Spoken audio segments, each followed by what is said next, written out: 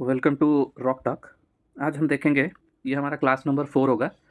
तो यहाँ पे हम रिवर वाला पार्ट ख़त्म कर चुके थे। अभी हम शुरू करेंगे ये वाला ग्लाशियल। ठीक है, ग्लाशियर की वजह से क्या क्या लैंडफॉर्म्स बनता है ये सब हम देखेंगे। तो ग्लाशियल मतलब ग्लेशियर से रिलेटेड चीज़। ठीक है, और ग्लाशिएशन क्या होता है?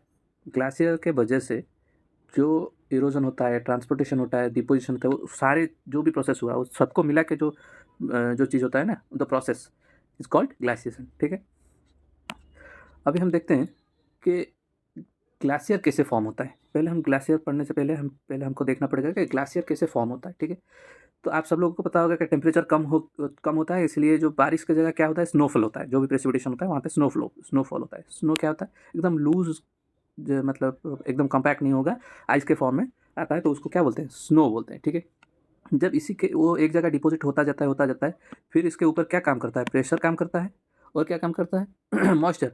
ये दोनों जब इसके ऊपर हावी होते हैं तो ये जो स्नो होता है ना, स्नो फ्लेक्स क्या होता है? चेंज हो जाता है ग्रैनुलर आइस मास में, मतलब ये वाला। ठीक है, ये कॉम्पैक्ट हो गया प्रेशर की वजह से और मॉइस्चर की वजह से। इसको क्या बोलते हैं? ग्रैनुलर आइस मास। ठीक है, ग्रैनुलर ग्रैनुलर आइस। फिर इसके ऊपर क्या होगा? फिर इसी को ही और एक चीज़ बोलते हैं, आपको ये भी नोट करना चाहिए। सॉरी, मेरा जुकाम की वजह से नी भी बोलते हैं। ठीक है, फ्रेंच में फर्न भी बोलते हैं,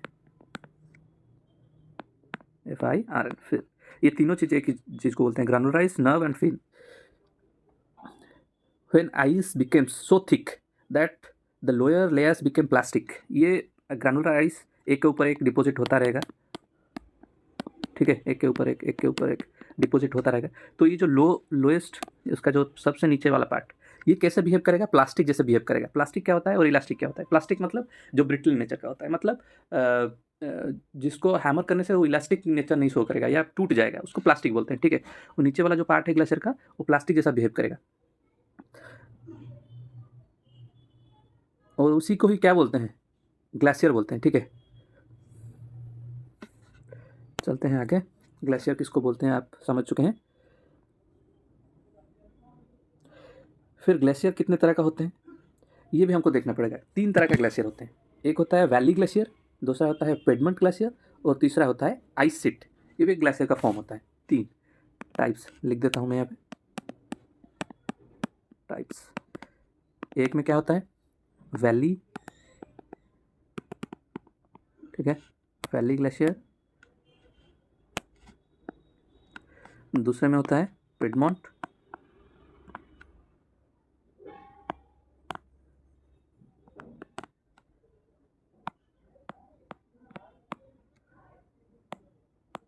ठीक है, और तीसरे में होता है आइस शीट। तो ये तीनों में फ़र्क क्या है? वैली ग्लेशियर क्या होता है? जैसे नाम दिख रहा है कि ये माउंटेन का जो वैली है वहाँ पे दिखने को मिलता है। ठीक है, वैली ग्लेशियर आपको क्लियर हो गया। पिडमॉन्ट ग्लेशियर क्या होता है? These are intermediate in form and original between valley glacier and ice sheet glacier. Ice sheet glacier हम पढ़ेंगे, उसका बीच का जो आइस शीट ग्लेशियर और वैली ग्लेशियर का बीच में जो सिचुएशन होता है ना, उसी को ही बोलते हैं पेडमोंट ग्लेशियर। ठीक है, और आइस शीट क्या है आप पढ़ देंगे तो फिर हम क्लियर हो जाएंगे कि ये पेडमोंट कैसा होगा। उसका बीच में आइस शीट क्या होता है? ह्यूज होगा, मतलब उसका एरिया बहुत जगह कवर कर रहा होगा, और इसी को ये क्या बोलते हैं? Continental glacier. मतलब एक एक देश के जैसा, जिस देश के जैसा एरिया में ग्लेशियर आपको देखने को मिलेगा, उसी को बोल देता है आइस शीट। ठीक है, ग्लेशियर, और जो मेमोटेट होगा वो पेडमंट होगा, और जो वैली के बीच में दिखेगा वैली ग्लेशियर होगा। तो इसके हिसाब से क्या होगा? हम 2 तरह का टोपोग्राफी में पढ़ेंगे ग्लेशियर कैसे इरोजन, ट्रांसपोर्टेशन एंड डिपोजिशन करता है। वैली एरिया में पढ़ेंगे और आइस शीट एरिया में या फिर कॉन्टिनेंटल एरिया में। पहले हम स्टार्ट करेंगे कहाँ से? स्टार्ट करेंगे वैली ग्लेशियर कैसे।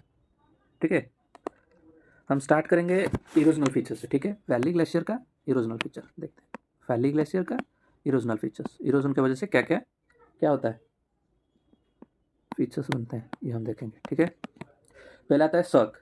सर्क क्या होता है? जब ग्लेशियर की वजह से कुछ ऐसा वाला स्ट्रक्चर बनेगा, ठीक है, ऐसा वाला, तो उसको सर्क बोलेंगे। मतलब यहाँ पे ग्लेशियर, ये जो इरोजन हुआ है रेड में दिखा रहा हूँ, ये वाला पार्ट जो इरोजन हुआ है, ये सब किए कौन इरोजन किया होगा? ग्लेशियर इरोजन किया होगा। ठीक है, और शेप क्या बना होगा? ऐसा वाला शेप बना होगा।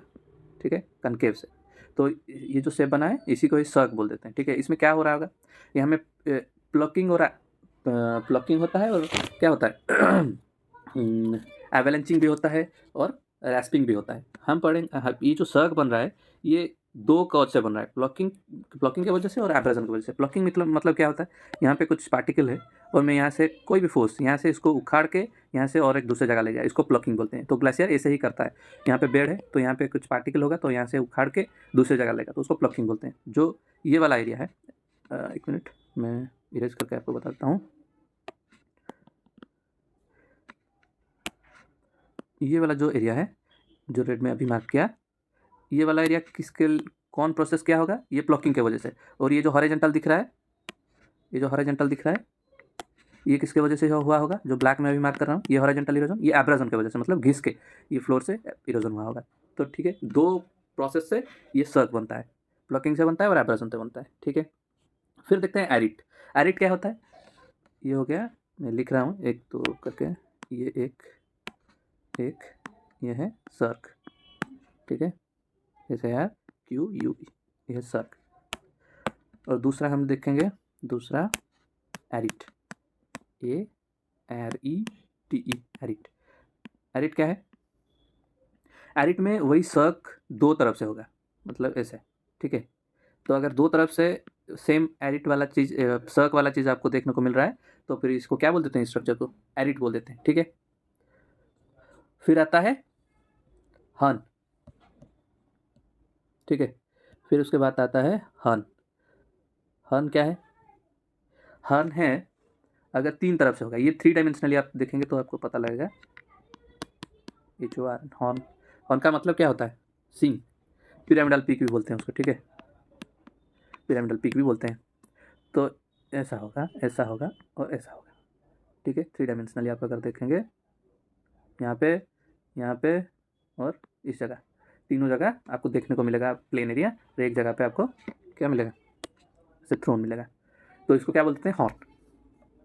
यहीं पे एक बात पढ़ लेते हैं, ट्रान क्या होता है। ट्रान जो सर्क जैसा बना हुआ है ना, जो डिप्रेशन एरिया, उसी एरिया में अगर आपको पानी देखने के लिए मिलेगा ना, तो फिर इसको क्या बोल देते हैं ट्रान बोल देते हैं। ठीक है, इसी एरिया में अगर पानी देखने को मिलेगा, पानी देखने को मिलेगा तो ट्रान बोल देते हैं। फिर चलते हैं क्रेवासेस में। ठीक है, 1 मिनट रुकिए, मैं देख देता हूँ कोल क्या बोलते हैं। और ट्रान खत्म हो गया, अभी कोल देखते हैं। कोल क्या है, हाँ, अगर एक पास निकलता है, मतलब अगर 2 सर्क्स के बीच में एक पास है, मतलब एक रास्ता है, तो फिर उसको क्या बोल देते हैं। देखिए ये वाला, अगर 3 डायमेंशनली आपको दिखाने के लिए, ये वाला हो गया और ये वाला हो गया। अगर ये जो रीच बना है ना, इसमें चलने के लिए रास्ता होगा, मतलब पास जैसा कुछ बना होगा, तो फिर रीच को क्या बोल देते हैं, कोल बोल देते हैं। ठीक है, where opposite cirques have intersected deeply and pass a notch called कोल। ठीक है चलते हैं ग्लेशियल ट्रॉफ की तरफ। ग्लेशियल ट्रॉफ क्या होता है, ये 3 वाला खत्म हो गया, अभी 4 नंबर पर चलेंगे।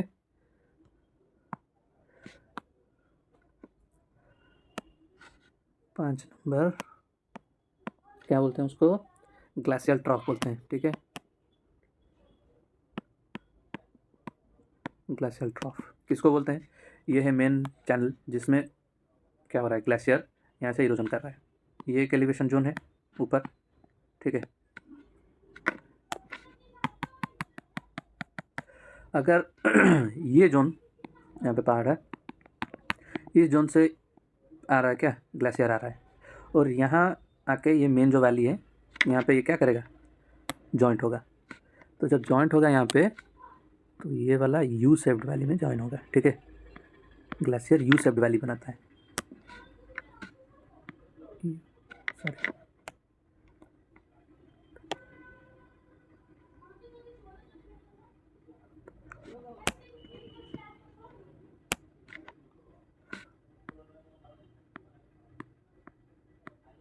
समझ गए। तो यू शेप्ड वैली में ये जब यहाँ पे आके गिरेगा बर्फ़, यहाँ पे मेन स्ट्रीम में, तो यू शेप्ड वैली को ही क्या बोलते हैं, ग्लेशियल ट्रॉफ बोलते हैं। और हैंगिंग वैली भी उसको बोलते हैं। ठीक है, जो ऊपर होता है हैंगिंग वैली भी बोलते हैं उसको तो चलते हैं फॉयड्स की तरफ। फॉयड्स क्या होता है, जब ये मेन ग्लेशियर जाके समुद्र में मिलेगा, जो एलिवेशन जब खत्म हो जाएगा तो समुद्र में मिलेगा, तो जो समुद्र में मिलेगा वहाँ पे जो लैंडफॉर्म्स प्रोड्यूस होता है, ये वाला सी है। ठीक है, यहाँ पे जो लैंडफॉर्म्स प्रोड्यूस होगा इसको क्या बोलते हैं, फॉल्ट्स बोलते हैं, ठीक है। उसका एकदम नैरो एस्चुरी जैसा बना के ये समुद्र में घुसेगा, तो उसको इसी यहीं पे ही जो लैंडफॉर्म्स बनेगा ना एस्चुरी जैसा, उसको ही फॉल्ट्स बोलते हैं, ठीक है। ये बन गया 6 नंबर फॉल्ट्स, FIORTS, ठीक है, फॉल्ट्स। 6 नंबर फीचर भी हम कवर कर ले।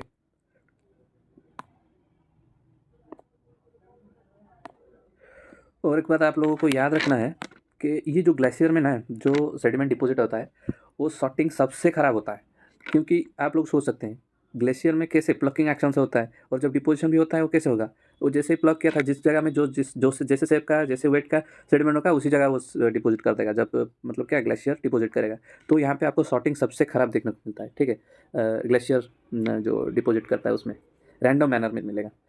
फिर चलते हैं आइस शीट या फिर कॉन्टिनेंटल ग्लेशियर, ठीक है। कॉन्टिनेंटल ग्लेशिएशन, कॉन्टिनेंटल ग्लेशिएशन और वैली ग्लेशिएशन में एक सबसे जो डिफरेंस करने वाला चीज़ यही है कि वैली ग्लेशियर में कम बर्फ़ होता है ना, इसलिए वो प्लकिंग एक्शन, रैस्पिंग एक्शन ये सब कर पाता है। लेकिन एवेलेजिंग एक्शन ये एब्सेंट होता है, ठीक है। किसमें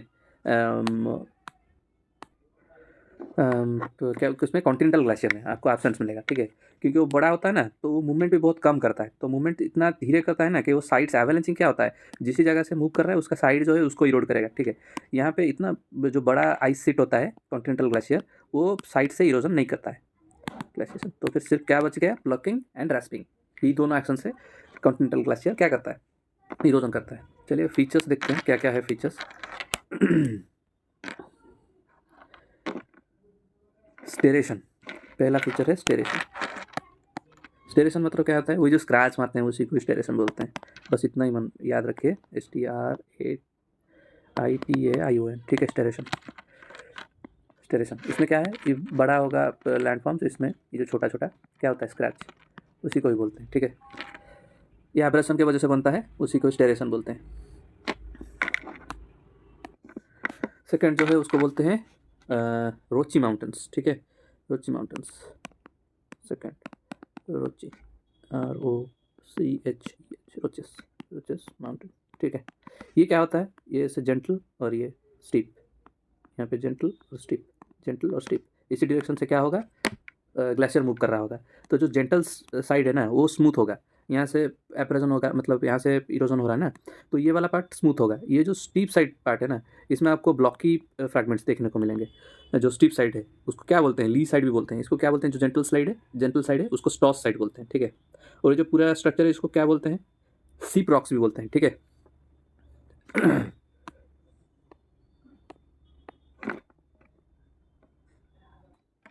फिर चलते हैं थर्ड स्ट्रक्चर को। थर्ड स्ट्रक्चर क्या है, क्रैग एंड टेल। ये सब हम पढ़ रहे हैं क्या, कॉन्टिनेंटल ग्लेशियर का, ठीक है। क्रैग एंड टेल, सपोज यहाँ पे कुछ हार्ड रॉक है, मतलब वॉल्केनिक वेंट है या फिर ऐसे कुछ वॉल्केनिक स्ट्रक्चर है या फिर कुछ हार्ड रॉक है। जब ग्लेशियर, कॉन्टिनेंटल ग्लेशियर यहाँ से मूव करेगा ना, तो इसको ये इरोड नहीं कर पाएगा। तो इरोड नहीं कर पाएगा तो कैसा वाला स्ट्रक्चर बनेगा, इसी को आप इमेजिन कीजिए। तो ये वाला एक बड़ा सा स्ट्रक्चर होगा और इससे ऐसे कुछ जेंटल वाला सेडिमेंट या फिर जो आइस है ये वाला ग्लेशियर ऐसे डिपॉजिट होगा। तो इस यही वाला जो स्ट्रक्चर है ना इसको क्रैक बोलते हैं, और ये जो स्ट्रक्चर है जो क्या पूछ जैसा निकला हुआ है पीछे की तरफ, इसको क्या बोलते हैं, टेल बोलते हैं, ठीक है। ये हम देख रहे थे कॉन्टिनेंटल ग्लेशियर का इरोजनल फीचर्स, अभी देखेंगे डिपोजिशनल फीचर्स, ठीक है। कॉन्टिनेंटल ग्लेशियर का डिपोजिशनल फीचर्स, डिपोजिशन, ठीक है। पहला वाला देखते हैं, पहले स्ट्रेटिफाइड ड्रिफ्ट। ड्रिफ्ट मतलब क्या, जो डिपॉजिट कर रहा है, ठीक है। Stratified drift, stratified, stratified drift क्या है। स्ट्रेटिफाइड ड्रिफ्ट, जब ग्लेशियर आपका, मान लीजिए ये है ग्लेशियर, इसके अंदर सेडिमेंट है, ठीक है। सेडिमेंट हम बना देते हैं, ये वाला सेडिमेंट है, सेडिमेंट है, ठीक है। जब ये मेल्ट हो जाएगा, मेल्ट होने के बाद क्या होगा, जब ये मेल्ट हो जाएगा तो ये सब जो आप देख रहे हैं ये सब ग्लेशियर जो है वो पिघल के निकल जाएगा, और जो यहाँ पे रेड रेड में दिखाए हैं वो सेडिमेंट, वो क्या होगा, यहीं पे नीचे डिपॉजिट हो जाएगा, ठीक है। तो ये जो डिपॉजिट होगा ना इसी को बोलते हैं स्ट्रेटिफाइड ड्रिफ्ट, ठीक है। ये क्या, इसको और क्या बोल सकते हैं हम, नोन एज ग्लासियोफ्लुवियल डिपॉजिट्स। इसको हम और क्या बोलेंगे, ग्लासियोफ्लुवियल, मतलब ग्लेशियर था और पानी होके बह गया, तो इसके वजह से ये डिपॉजिट हो, तो इसको ग्लासियो फ्लूवियल डिपॉजिट भी बोलते हैं, ठीक है। फिर जो सेकंड स्ट्रक्चर है क्या है, टील्स एंड टिलाइट्स, दोनों हम देखेंगे, टील एंड टिलाइट्स। टिलाइट्स क्या है, टिलाइट जब वो स्ट्रैटिफाइड हो जाएंगे, मतलब जो भी डिपोजिशन हुआ है, ऊपर आप देखें कि स्ट्रैटिफाइड ड्रिफ्ट कैसे हुआ है, ये वाला क्या बोलता है कि रैंडमली मिक्सड ऑफ रॉक्स है, फ्रैगमेंट्स है, मतलब यहाँ पे सॉर्टिंग एकदम बेकार होगा, ठीक है। कहाँ पे बड़ा बड़ा, कहाँ पे छोटा छोटा रॉक, कहाँ पे मिडिल साइज का रॉक, कहाँ पे बड़ा बड़ा रॉक, ऐसे होगा, मतलब सॉर्टिंग एकदम पुअर होगा, खराब होगा, तो उसको क्या बोल देते हैं, टील बोल देंगे, ठीक है। अगर यही सेम डिपॉजिट अच्छे से मतलब क्या होगा, सॉर्टिंग होगा, तो फिर उसको क्या बोल देंगे, उसको बोल देंगे टिलाइट्स, ठीक है। यही टिलाइट की वजह से और दो स्ट्रक्चर बनते हैं, तीन स्ट्रक्चर, हम उसको भी देख लेंगे। एक तो टिलाइट, आप समझ ले टिलाइट क्या होता है। फिर उसी के अंदर अगर जो डिपोजिशन हुआ है ना, वो अगर ड्रमलिन किसको बोलते हैं, इसी के अंदर आता है टील, जब ड्रमलिन स्ट्रक्चर बनाते हैं, ऐसे वाला स्ट्रक्चर, एक मिनट रुकिए, ये वाला, अगर ऐसा वाला स्ट्रक्चर कुछ बनता है, ऐसा वाला स्ट्रक्चर, ऐसा वाला स्ट्रक्चर, और ग्लेशियर मूवमेंट कर रहा है ऐसे, तो यहाँ पे आपको देखने को मिलेगा जो लॉन्ग एक्सेस है ना, यही सब दिखा रहे हैं क्या, direction of movement of glacier.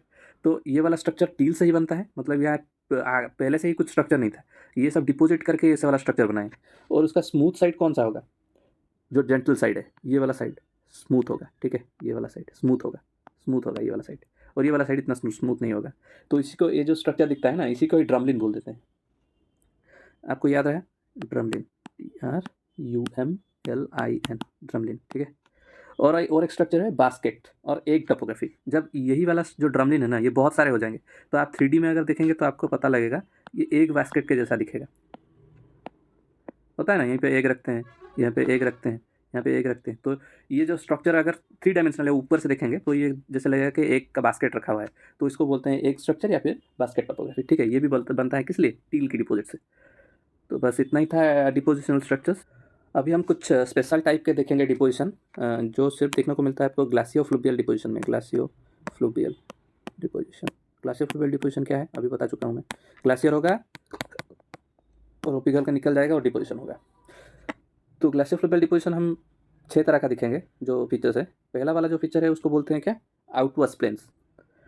जब जो ग्लेशियर है वो पिघल के क्या करेगा, सेडिमेंट को फैन लाइक डिपोजिशन करेगा। आउटवर्स प्लेन में पहले लिख देता हूँ, आउटवर्स, ठीक है। इसी को भी बोल देते हैं क्या, ओवरवर्स प्लेन, ओवरवर्स, ठीक है, इसको ओवरवर्स भी बोलते हैं। तो क्या करेगा, जो ग्लेशियर आ रहा है वो फैन लाइक स्ट्रक्चर में अगर डिपॉजिट करता है सेडिमेंट को, तो उसको क्या बोल देंगे, आउटवर्स या फिर ओवरवर्स। अगर वही सेम फैन वाला चीज़ जो निकल रहा है माउंटेन से निकल रहा है, इसका जो फ्लोर है, माउंटेन का जो फ्लोर, मतलब जहाँ पे और एलिवेशन कम हो रहा है, तो वहाँ पे अगर फैन लाइक डिपॉजिट करेगा ना, तो उसको क्या बोल देंगे, उसको बोल देंगे वैली ट्रेन्स, ठीक है, वैली ट्रेन, TRAINS, ट्रेन्स, ठीक है, वैली ट्रेन्स बोल देंगे। फिर दूसरा जो फीचर है उसको बोलते हैं केम्स और केम ट्रेसेस,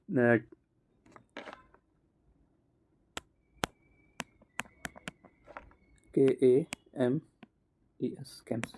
क्या होगा, ये वाला देखिए, ये सपोज ये है सरफेस और यहाँ पे सेडिमेंट, ठीक है। ये क्या हुआ है, सेडिमेंट ट्रैप्ड हुआ है किसमें, ग्लेशियर में, ठीक है। तो अगर ये वाला जो ग्लेशियर है ये पिघल जाएगा, आइस टू वाटर, ये तो पिघल जाएगा, तो क्या होगा, यहाँ पे जो सेडिमेंट है ये क्या होगा, ऐसे डिपॉजिट हो जाएगा, ठीक है।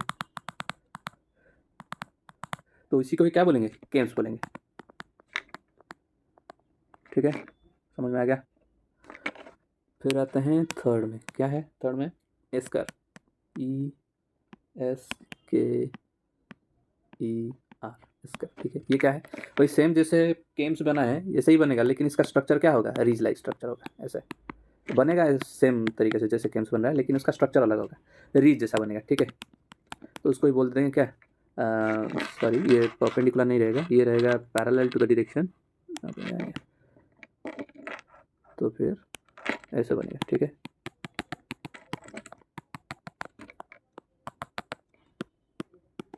ठीक है, तो फिर इसको क्या बोल देंगे, एस्कर बोल देंगे। ये जो एस्कर है इसको ऊस या फिर ऊशर भी बोलते हैं, OSSER, ऊशर, या फिर उश, OSS उश, ये तो टर्म भी बोलते हैं, याद रखना, ठीक है, उश या फिर उषा। 4 नंबर देखते हैं। 4 नंबर एराटिक्स, ठीक है, ERRATICS, एराटिक्स क्या है ये सब ग्लेशियर के थ्रू जो ट्रांसपोर्ट होते हैं बोल्डर साइज का पार्टिकल्स, या ये क्या होंगे ना, ये ग्लेशियर के थ्रू आ रहे होंगे, जब मेल्ट हो गया होगा ग्लेशियर तो वो चला गया होगा पानी, और वो डिपॉजिट हो जाएगा कहाँ पे, एक लैंडफॉर्म में, जिसका ओरिजिनल रॉक टोपोग्राफी या फिर रॉक लिथोलॉजी कुछ अलग होगा, इसी के ऊपर वो डिपॉजिट हो जाएगा, तो उसी को भी बोलते हैं क्या, एराटिक्स। और इसको क्या बोलते हैं, पोकिंग और लॉगिंग स्टोन भी बोलते हैं। जो स्टोन डिपॉजिट हो जाए ना उसको पोकिंग, POKING, पोकिंग, या फिर लॉगिंग स्टोन भी बोलते हैं, ठीक है, लॉगिंग स्टोन भी बोलते हैं, पोकिंग स्टोन या फिर लॉगिंग स्टोन, ये सेम चीज़ को एराटिक्स के थ्रू जो डिपॉजिट होता है। इसमें याद रखने की बात क्या है कि जो कंट्री जहाँ पे डिपॉजिट होगा वो डिफरेंट लिथोलॉजी का। फिर 5 नंबर में आता है केटल्स। केटल्स क्या है, KETLES, केटल्स क्या है, जो आइस सीट मूव कर रहा है उसका टर्मिनल मतलब लास्ट एंड में, यूजुअली एक से ये देखने को मिलता है, जो टर्मिनस पार्ट है उसमें डिप्रेशन होते हैं, ठीक है, और जो डिप्रेशन होता है ना वहाँ पे अगर मेल्ट होकर आइस का पानी लेक फॉर्मेशन कर दे तो उसको क्या बोल देते हैं, केटल्स बोल देते हैं। ये भी एक तरह का डिपोजिशन के थ्रू ही बनता है, तो इसके लिए क्या बोल देते हैं, केटल्स को डिपोजिशनल स्ट्रक्चर में बोलते हैं। फिर आता है वर्ब्स। वर्ब्स क्या होता है, अगर जो 6 नंबर लिख देता हूँ मैं, VARBS, वर्ब्स। वैसे तो वर्ब्स बोलते हैं जो भी ग्लेशियर जिस तरह का सेडिमेंट लेता है उसको वर्ब्स बोलते हैं, लेकिन मेनली क्या होगा, these are layered clays alternating with coarser and finer sediments, ठीक है, मतलब कोर्स होगा फिर फाइन सेडिमेंट होगा, कोर्स सेडिमेंट होगा फिर फाइन सेडिमेंट होगा, ये जब देखने को मिलता है डिपोजिशन में ना तो उसको बोलते हैं वर्ब्स, ठीक है। और कुछ इंपॉर्टेंट टर्म्स है ये ग्लेशियर से रिलेटेड, उसको थोड़ा देख लेते हैं, 6-7 हैं। पहले देखते हैं निवेशन क्या होता है, निवेशन,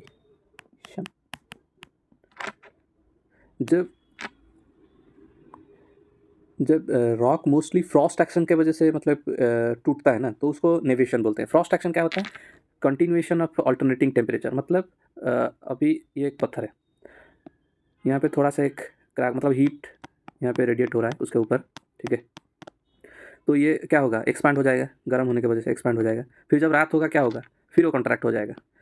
तो ये जो मतलब क्या होता है, एक्सपांसन और कॉन्ट्रैक्शन होता है ना, उसके वजह से यहाँ पे क्या होता है, क्रैक आ जाते हैं, पत्थर के अंदर क्रैक आ जाते हैं, ठीक है। तो जब क्रैक आ जाता है ना उसके अंदर पानी घुसता है, ये रह गया पत्थर, तो इसके अंदर पानी ट्रैप हो गया, ग्रीन में दिखा देता हूँ पानी, ब्लू में, यहाँ पे पानी ट्रैप हो गया, ठीक है, पत्थर के अंदर पानी ट्रैप हो गया। तो जब पानी क्या होता है, जब रात का टाइम होता है ना तो पानी फ्रीजिंग टेम्परेचर के नीचे जब चला जाता है, पानी एक ही चीज़ है जिसका वॉल्यूम बढ़ जाता है, जब वो क्या होता है, वो जब आइस में कन्वर्ट होता है, तो जितने जगह में वो पानी था उससे ज़्यादा जगह उसको रिक्वायर होगा, तो फिर क्या करेगा, उसको पत्थर को फिर प्रेशर डालेगा पत्थर के चारों तरफ, उसको फिर से फर्दर क्या करेगा, फ्रैक्चर करेगा अंदर की तरफ, ठीक है, और ऐसे करके पानी अंदर तक घुसेगा और रॉक को फ्रैक्चर करेगा, इसी को भी बोलते हैं क्रॉस सेक्शन। फिर दूसरा टर्म है ablation, ABLATION, ablation. It includes the process of evaporation and the melting of snow and ice.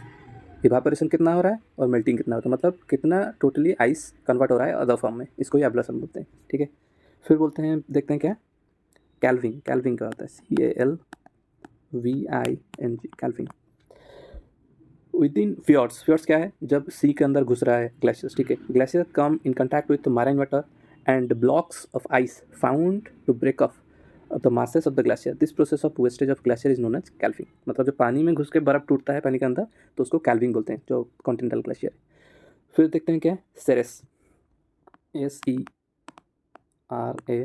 Ceres, ये क्या होता है, ये सिमिलर टू वाटरफॉल ही है, मतलब जैसे वाटरफॉल होता है रिवर सिस्टम में वैसा ही है, लेकिन ये ग्लेशियर में दिखने को मिलेगा, ठीक है। ये मतलब जैसे आइस पिनाकल्स, मतलब क्या बोलते हैं उसको, कांटा की तरह ऊपर की तरफ दिख रहा होगा, उसको भी बोलते हैं सेरेसिस, ठीक है। फिर देखते हैं आइसबर्ग क्या होता है, आइसबर्ग, ICE, आइसबर्ग, आइसबर्ग क्या होता है, iceberg floating ice hills on the sea water. जब फ्योर्ड्स बनता है ना, फ्योर्ड्स, तो उसी के आसपास ही आपको आइसबर्ग देखने को मिलेगा, क्योंकि बर्फ़ टूट के पानी में मिलता है, तो वही वाला चीज़ जो है समुद्र में देखने को मिलता है, उसको आइसबर्ग बोलते हैं। फिर देखते हैं क्रेवासेस क्या होता है, जो हम स्टेरेशन पढ़े थे जहाँ पे जो क्या बोलते हैं उसको, स्क्रैच आता था, वही सेम चीज़ है, अगर वो 3 डायमेंशनली बड़ा होता है क्रैक्स कॉन्टिनेंटल ग्लेशियर में तो उसको क्या बोलते हैं, क्रेवासेस बोलते हैं, CREVASES, क्रेवासेस, ठीक है, स्क्रैच। और बड़ा बड़ा फ्रैक्चर किस में, कॉन्टिनेंटल आइस में, सॉरी कॉन्टिनेंटल आइस में। फिर देखते हैं न्यूनाटॉक क्या होता है। न्यूनाटॉक जब ये वाला रह गया आइसिट, तो अगर ये जो लैटरल पोर्शन है ना, ये वाला थीन होगा, ये जो बीच वाला पोर्शन होगा ना, वो थिक होगा, आइसिट का थिक होगा बहुत, और ये धीरे धीरे लैटरल पार्ट में थिकनेस कम होता है उसका जो आइसिट है। तो जो साइड में जो लैटरल पार्ट है ना, उसी के पास में जो बड़ा बड़ा हिलॉक दिखते हैं, रेड में दिखा रहा हूँ, ये वाला बड़ा हिलॉक दिखते हैं, ये आइस से ऊपर निकले हुए होते हैं, इसी को ही न्यूनाटॉक बोलते हैं। Rock masses which projects to the ice sheet generally found margin of the sheets where the ice is thinnest is known as न्यूनाटॉक्स। बस इतना ही है। अगर और कुछ डाउट रहता है तो फिर आप जैसे कमेंट सेक्शन में पूछ सकते हैं। Thank you.